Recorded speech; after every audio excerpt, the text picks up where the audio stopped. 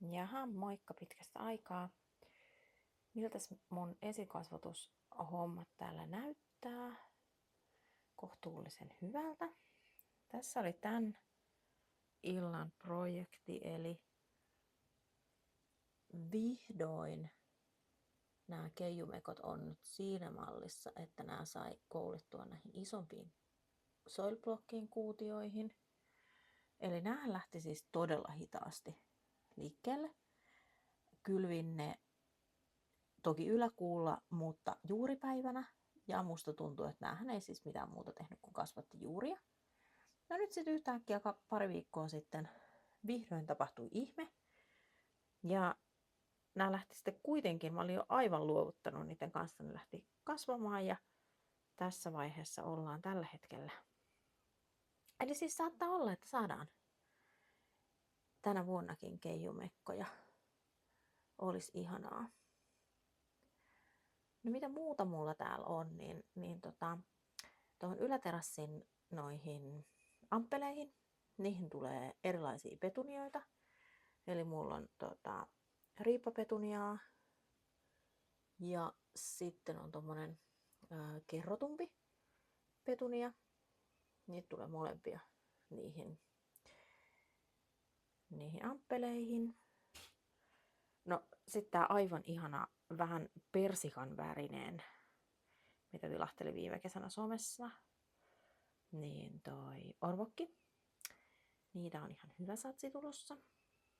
Toivon, että ne orvokit kestää yhtä hienosti kuin viime kesänä taimistolta ostetut, eli koko kesän. Ne on aivan ihania. Sitten noi pitkät hapsulat, niin ne on pampaheinää. Sitä mulla ei aikaisemmin ole ikinä ollutkaan. Eli mä ajattelin, että mä laitan ne semmoisiin isoihin, vähän niin kuin korityyppisiin isoihin ulkoruukkuihin. Katsotaan, niistä voi tulla ihan kivan näköiset. Ja sitten on vielä laventelia. Eli sitten nyt on muutama eri lajiketta, mutta laventelia on siis tuossa. Sitten laventelia on tässä yhdessä eukalyptuksen kanssa. Eukalyptukset on kanssa ollut kyllä tosi verkkaisia, mutta pikkuhiljaa nekin täältä lähtee liikkeelle. Ja sitten vielä lisää laventelia tossa. No sitten uusi oli tämmönen crème brûlée. Sehän on mun herkkua myös niinku ruokana. Aivan ihanan näköinen kukka. Ajattelin kanssa, että pistän sitä noihin ruukkuihin.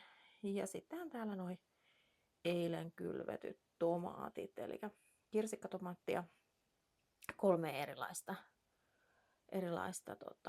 semmoinen punaoranssi, keltainen ja sitten semmoinen musta lajike. Ja sitten lisäksi laitoin myöskin brokkolia ja sitten ruusukaalia tulee.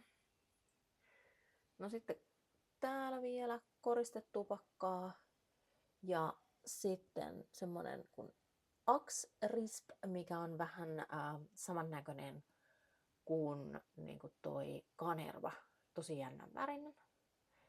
Ja sitten täällä vielä petunioita lisää. Eli toi oli sitten semmonen vähän isompi, semmonen ihanan lilavärinen petunia. Tässä tällä hetkellä esikasvatustilanne. Tänään mä laitoin semmoisiin niin etänärulliin, mitkä on somessa ollut iso hitti, niin niihin laitoin näitä maaliskuussa kylvettäviä lisää. Voin näyttää teille sitten, kun ne rupeaa tulee sieltä pintaan, että mistä on kyse. Niin niitä laittelin tulemaan, mutta toistaiseksi kaikki ihan mallillaan, kun saatiin noin keijumekotkin vielä tuohon koulintavaiheeseen. Ja niiden suhteen mä olin jo niin kuin luovuttanut, mutta onneksi ei kannattanut.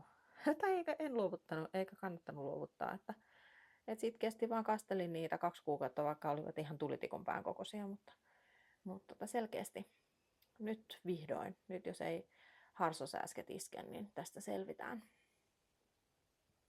Ja näähän on siis tosiaan tämmöisen kasvivalon alla mulla täällä. Näitä saisi ehkä olla 2kin, mutta yhdellä mennään.